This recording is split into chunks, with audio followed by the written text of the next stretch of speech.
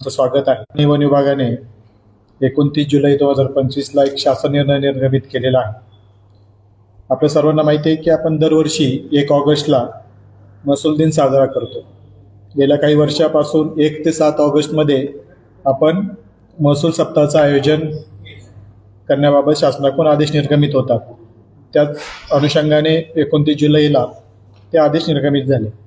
काल माननीय महसूल मंत्री महोदयांनी राज्यातले सर्व सन्मान्य जिल्हाधिकारी, अप्पर जिल्हाधिकारी, सर्व प्रांत, सर्व तहसीलदार यांची VC काल सर्वांशी संवाद साधला आणि येत्या 7 दिवसामध्ये स्थानिक लोकप्रतिनिधी असेल, शासनाच्या सर्व विंग असतील, त्यांना एकत्रितरित्या घेऊन 1 ते 7 ऑगस्ट हा महसूल सप्ताह साजरा करण्याच्या सूचना दिलेल्या आहेत. त्यासाठी शासन निर्णय सुद्धा निर्गमित आहे. या 7 दिवसामध्ये आमच्याकडून दररोज त्या दिवशी काय केलं जाईल, हे 7 दिवसाची जरी मी आज रूपरेखा सांगितली तरीसुद्धा 1 तारखेला आम्ही दिवसभरामध्ये काय केलं त्याची एक प्रेस नोट स्वरूपामध्ये सर्व पत्रकार मंडळींना त्या दिवशी आमच्याकडून दिल्या जाईल. या 7 दिवसामध्ये जी थोडक्यात रूपरेषा जी आहे ती आपल्याला मी या ठिकाणी नमूद करतो. 1 ऑगस्टला उद्या सकाळी माननीय पालकमंत्री महोदयांच्या अध्यक्षतेखाली 9 वाजता कलेक्टर ऑफिसला महसूल दिन जिल्ह्याचा कार्यक्रम आहे. त्या जिल्ह्याच्या कार्यक्रमामध्ये जे वर्षभरामध्ये आमचं महसूल वर्ष जे असतं ते 1 ऑगस्ट ते जुलै एंडपर्यंत असं महसुली वर्ष असतं. तर महसुली वर्षामध्ये ज्या अधिकारी कर्मचाऱ्यांनी उत्कृष्टरित्या काम केलेलं आहे त्यांचा सन्मान जो आहे, प्रमाणपत्र आणि सन्मान जो आहे तो उद्या जिल्हा स्तरावर मान्य पालकमंत्री महोदयांच्या अध्यक्षतेखाली जो कार्यक्रम आहे त्याच्यामध्ये होईल. त्याच्यानंतर प्रत्येक तालुक्यामध्ये आपल्या मावळ आणि मुळशी, माझ्याकडे दोन्ही तालुके आहेत, दुपारी 2-3 वाजता पुन्हा आमच्या तालुक्याचा जो महसूल दिन कार्यक्रम आहे तो या ठिकाणी पार पडेल आणि त्यामध्ये सुद्धा तालुक्यामध्ये ज्या अधिकारी कर्मचाऱ्यांनी चांगलं काम केलेलं आहे त्यांचं प्रमाणपत्र देऊन त्या ठिकाणी सन्मान केला जाईल. तसंच उद्याच्या 1 तारखेच्या दिवशी आमचे जे अधिकारी कर्मचारी आहेत त्यांचे जर काही विषय प्रलंबित असतील तर त्याच्यावर सुद्धा काम केलं जाईल आणि त्यांचे प्रलंबित विषय जे आहेत ते पूर्ण करण्याचा प्रयत्न केला जाईल. इन शॉर्ट की 1 तारखेला आपण महसूल अधिकारी आणि कर्मचारी जे आहेत त्यांचा सन्मान आणि त्यांच्या काही अडीअडचणी असतील, त्यांचे काही विषय प्रलंबित असतील तर त्याच्यावर आपण उद्या 1 तारखेला काम करणार आहोत. 2 तारखेला शासनाने ठरवून दिल्याप्रमाणे 2011 पूर्वीपासून शासकीय जागेवर म्हणजे गावठाण असेल किंवा शासकीय जागा असेल त्या ठिकाणी जर काही लोक घरं करून राहत असतील तर त्यांना त्यांच्या जागा नियमाकुल करून देण्याचा जो कार्यक्रम आहे त्याच्यानुसार काम केलं जाईल. उदाहरणार्थ वडगाव नगरपालिका हद्दीमध्ये एक अतिक्रमण माझ्याकडे नियमाकुल करण्यासाठी आलेलं आहे तर ज्यांचं अतिक्रमण हे फार जुनं आहे, 2000 सालापासून पूर्वीचं आहे. नगरपालिका हद्दीमधले किंवा ग्रामीण भागातलं अतिक्रमण नियमाकुल करण्याची जी कमिटी आहे त्याच्यामध्ये SDO म्हणजे मी त्याचा अध्यक्ष आहे आणि महानगरपालिका किंवा अवर्गचे अध्यक्ष जे आहेत ते मान्य जिल्हाधिकारी महोदय आहे. तर ते शासनाच्या जागेवरचं किंवा गावठाणामधलं जर अतिक्रमण नियमाकुल करायचं असेल तर त्याच्या बाबतीमध्ये कारवाई ही 2 ऑगस्टच्या दिवशी केली जाईल. याच अनुषंगाने आपल्याकडे काही लोक वन विभागाच्या जागेवर घरं करून राहतात. विशेष करून काही आदिवासी समाजातले आपले काही घरं आहेत का जे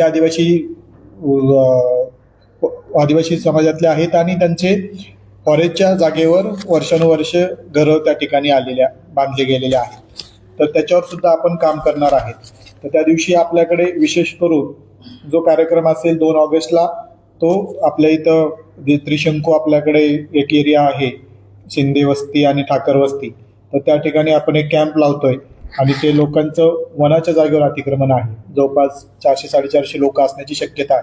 तर त्या ठिकाणी आपण एक विशेष कार्यक्रम राबवून शासनाच्या जागेवर ते राहतात तर त्यांना फॉरेस्टमधलं अतिक्रमण नियमाकुल करून देण्यासाठीची जी प्रक्रिया आहे ती चालू करणार आहे. त्यासाठी आपल्याला 2 ऑप्शन उपलब्ध आहेत. एक तर वैयक्तिक वन हक्क दावे देता येतील किंवा त्या लोकांचं गावठाण म्हणून आपल्याला डिक्लेअर करता येईल. परंतु सर्वे करून आपण घेणार आहोत, जे आपल्याला सोपी प्रक्रिया असेल त्याच्यानुसार आपण त्यांचे काम चालू करतोय. म्हणजे 2 तारखेला आपल्याकडून जे अतिक्रमण नियमाकुल करण्याच्या अनुषंगाने कारवाई केली जाईल. 3 ऑगस्टला पानंद रस्त्याच्या बाबतीमधले मोहीम घेण्याच्या सूचना आहेत. तर पानंद रस्त्यामध्ये आपण 3 प्रकारे कामं करणार आहोत. जे आपण आता मध्यंतरीच्या काळामध्ये काही पानंद रस्ते जे अतिक्रमित होते ते आपण मोकळे करून दिलेले आहेत. त्या दिवशी सुद्धा आपले काही जर शिल्लक राहिलेले असतील तर ते पहिल्यांदा पानंद रस्ते काही खुले करून देण्याचा पण आपला वेगवेगळ्या मंडळामध्ये कार्यक्रम असेल. जे रस्ते खुले आहेत किंवा अतिक्रमण मुक्त आहेत त्यांच्या रस्त्याच्या दुतर्फा काही 1-2 प्रातिनिधिक स्वरूपामध्ये 2-3 रस्त्याच्या ठिकाणी आम्ही झाडे त्याच्या दुतर्फा जे आहे ते झाडे लावणार आहोत. आणि तिसरा विषय आहे की आता आपण जे पानंद रस्ते मोकळे आहेत त्यांच्या बाबतीमध्ये आपण ऑलरेडी एस्टिमेट तयार करायला पंचायत समितीच्या बांधकाम विभागाला सांगितलेलं आहे. त्यांच्याकडून एस्टिमेट तयार करून मान्यतेसाठी जिल्हा परिषदला गेलेले आहे. तर भविष्यामध्ये तेच रस्ते आपल्याला जे पक्क्या स्वरूपाचे रस्ते आहेत ते आपल्याला करायचे आहेत. त्याच्यामुळे 3 ऑगस्टच्या दिवशी आपल्याला पानंद रांजणी शिवरस्त्यावर आपल्याला काम करायचं आहे. त्या अनुषंगाने नियोजन आपण केलेलं आहे. त्यानंतर 4 ऑगस्टला छत्रपती शिवाजी महाराजोत्सव अभियान प्रत्येक मंडळामध्ये राबवण्याच्या सूचना आहेत.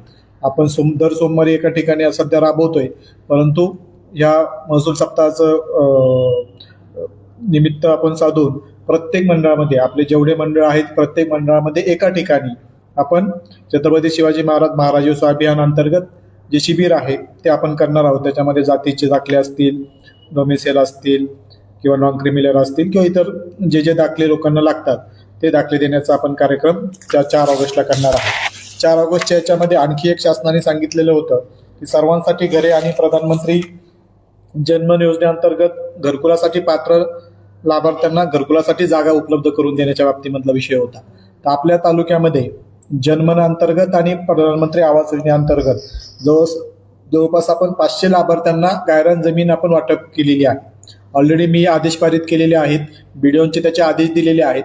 फक्त जागा देताना आपण संबंधित ग्रामपंचायतला दिलेली आहे, परंतु त्या लोकांना त्या जागेचं ताब्याचं जे प्रमाणपत्र आहे ते आपण 4 ऑगस्टच्या कार्यक्रमाच्या दिवशी त्या लाभार्थ्यापर्यंत पोहोचतोय. आपण ऑलरेडी 500 पेक्षा जास्त लोकांना आपण त्या ठिकाणी गायरान जागा वाटप केलेली आहे. तसंच आपण कोटमवाडी हे जे ठिकाण आहे फॉरेस्टचे जागा होते त्या ठिकाणी 15 आदिवासी कुटुंबाला वैयक्तिक वन हक्क दावे जे आहे आपण त्याला IFR म्हणतो ते सुद्धा आम्ही त्या दिवशी त्याचं वाटप करणार आहोत. हा जो कार्यक्रम आहे तो 4 तारखेला आपल्या तालुक्यामध्ये होईल.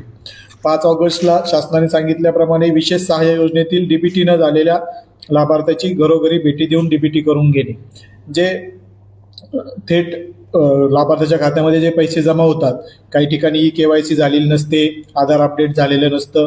इन शॉर्ट ज्यांचं KYC बाकी आहे त्यांचं KYC करून आपल्याला त्या खातेदाराला थेट पैसे त्यांच्या खात्यामध्ये जाण्यासाठी जी अडचण असेल, म्हणजे इनॲक्टिव्ह खातेदार जे असतील ते आपल्याला ॲक्टिव्ह करून घेण्याचं जे काम आहे ते आपण ह्या 5 ऑगस्टच्या कार्यक्रमामध्ये करणार आहोत. त्याच्यामध्ये प्रामुख्याने लाडक्या बहिणीच्या बाबतीमधला काही विषय असेल की ज्यांचं इनॲक्टिव्ह याच्यामुळे पैसे रिटर्न येतात, किंवा आमचं संजय गांधी इंदिरा गांधीच्या योजना आहेत त्याच्या बाबतीमधले जे इनॲक्टिव्ह खातेदार असतील किंवा PM किसानच्या बाबतीमध्ये असतील, अशा मुख्य करून 2-3 ज्या DBTच्या योजना आहेत तर त्याच्यामध्ये आपण इनॲक्टिव्ह खातेदार जे असतील त्यांना ॲक्टिव्ह करण्यासाठी KYC त्यांची पूर्ण करून घेण्याची कारवाई आपण 5 ऑगस्टला करणार आहोत. त्यानंतर आपल्याकडे 6 ऑगस्टला शासकीय जमिनीवरील अतिक्रमणे निष्कासित करणे आणि त्याच्यावरच्या अतिक्रमण मुक्त करण्याच्या बाबतीमध्ये कार्यक्रम दिलेला आहे.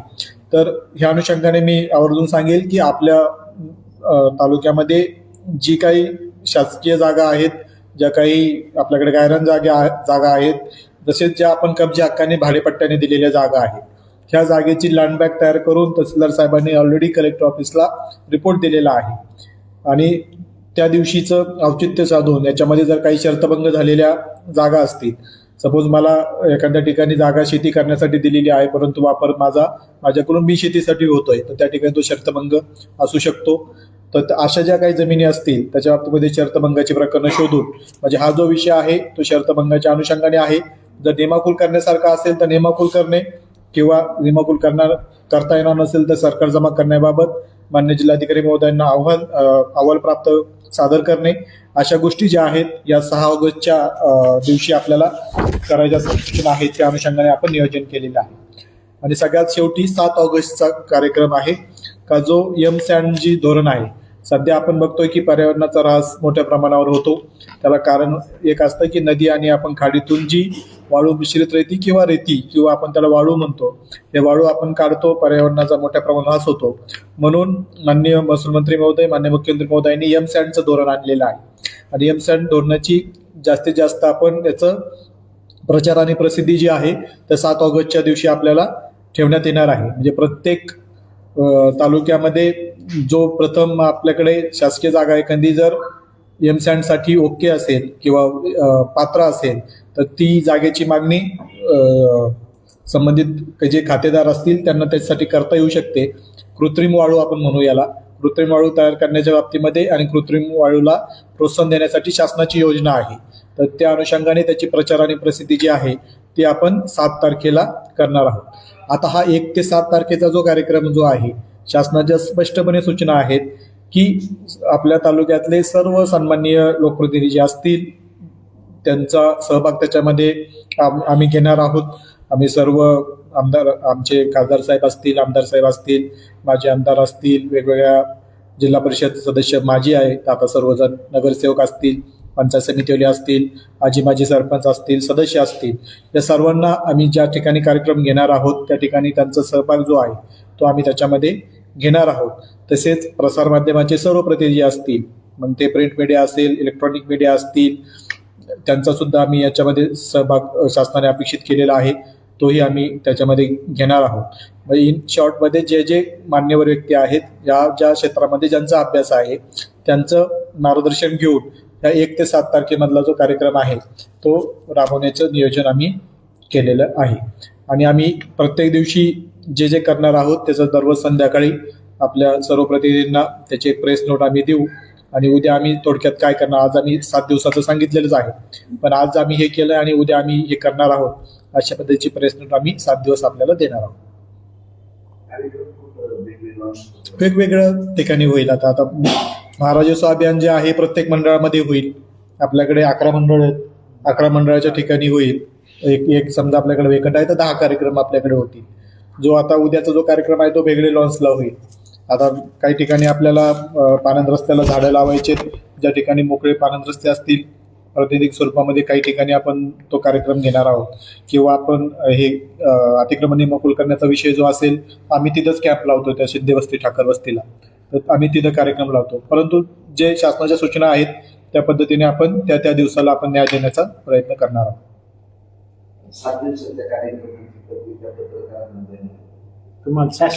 शासन निर्णय देतो आता सगळ्या याच्यामध्ये. मी जे वाचून दाखवलं तेच आहे त्याच्यामध्ये. त्याची शासन निर्णय आता PDF कॉपी आहे, आपल्याला व्हॉट्सअपवर पाठवतो. आपल्याला पूर्ण राज्याला एकच आहे, पूर्ण राज्यासाठी एकच आहे, त्याच्यामध्ये वेगळं काय. येस. अतिक्रमण नियम करून करायचं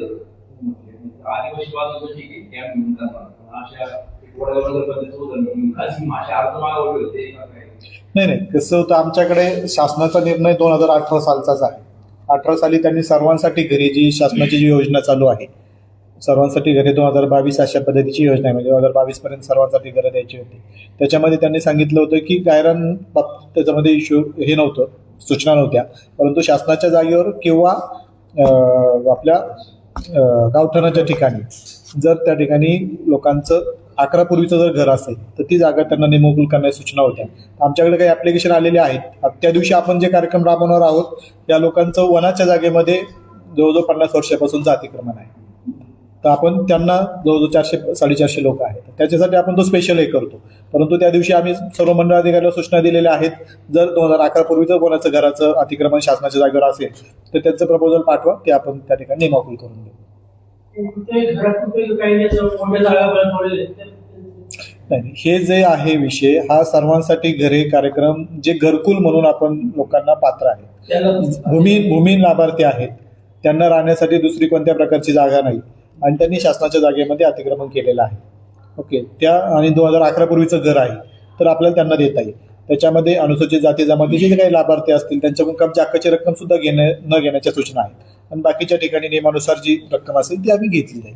काही गावामध्ये काय झालं, स्थानिक लोकांना अतिक्रमण केलेले, त्यांचं काय झालं? आता गायरानाच्या बाबतीमध्ये आता आपल्याकडे PMRD प्लॅनिंग ऑथॉरिटी आहे. प्लॅनिंग ऑथॉरिटीचे ऑलरेडी सर्व ठिकाणी आरक्षण पडलेलं आहे आणि आता प्लॅनिंग ऑथॉरिटीने आपल्याकडे सर्व जागा त्यांना मिळण्यासाठी पत्रव्यवहार केलेला आहे, त्याच्या फाईल पण मूळ आहेत. परंतु ज्या लाभार्थ्यांचे जे घरं आहेत जे नियमाकुल करण्यासाठी पात्र नाहीत, गायरांसाठी वेगळे नियम आहेत, तर ते घरं कधीही निष्कासनास पात्र आहेत. हा. घराची पण साईज ठरलेली आहे टाकण्याची. तेवढंच देणार, बाकी जेवढी अतिक्रमण केली तेवढी जागा नाही, आता कसं आहे, जो पात्र लाभार्थी आहे तो सर्वसामान्य गरीब कुटुंबातले लाभार्थी आहेत, त्यांनी फार मोठे घरं बांधलेले नाहीये. त्याच्यामुळे जो पात्र होणारा आहे त्याचं घर तसंच राहील आणि ज्यांनी प्रमाणापेक्षा जास्त जागा हे केलेली आहे त्याच्या बाबतीत निष्कासनाची कारवाई जी आहे तो पुढं सहावा मुद्दा आपला आहे, 6 ऑगस्टचा जो आहे त्याच्यामध्ये म्हटलेलंच आहे अतिक्रमण निष्कासित करणे, त्याच्यामध्ये तो येऊ शकतो. काय केली 10-12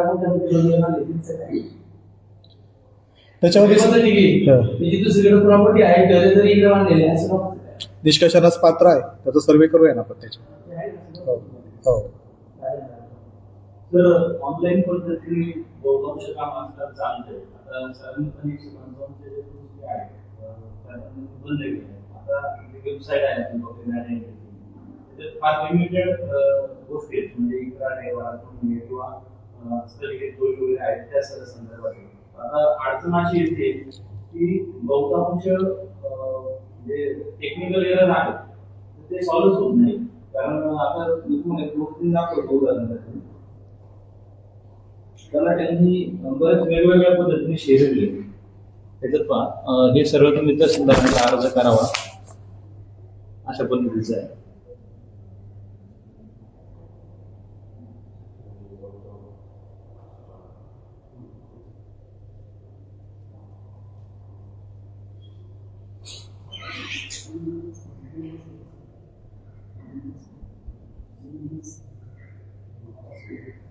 बहुतांश तलाठीचं फोन पण उचलत नाही आणि मागचा शेअर बघितलं तर तुमचं लक्षात येईल हास्यास्पद बोरवलीचे तलाठी आहे .//.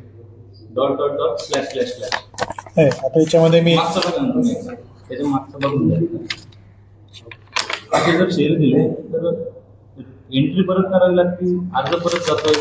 1 MB ची साईज आहे, 1 MB च्या 2च फाईल आपण अपलोड करू शकतो, त्याच्यापेक्षा जास्त अपलोड करता येत नाहीये आणि मेमरी कमी असल्यामुळे ते बाकी नाही. मी सांगतो याच्या बाबतीमध्ये काय आहे.